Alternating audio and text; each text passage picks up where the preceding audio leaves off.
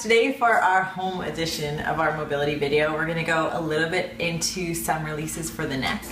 So we have a muscle in the front of our necks called our SCM, or our sternocleidomastoid, and it comes from the base of the jaw and attaches into the collarbone.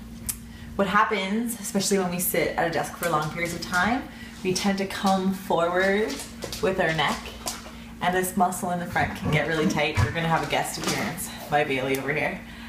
It can get really tight and it can kind of cause headaches coming into the one side of the head, or kind of spanning across into the forehead.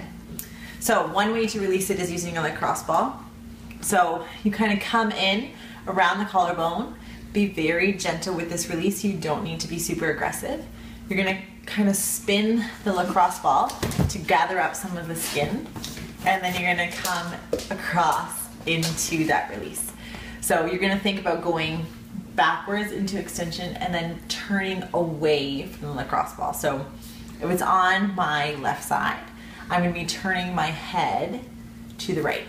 So lining up, tacking down, and coming across.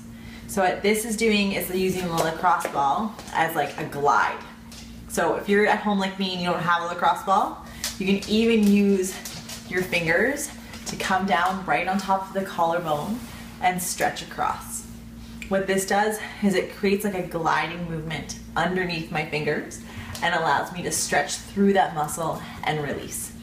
If you get any shooting pain into the head, or you get any feelings of lightheadedness, then stop this release and just be very, very careful.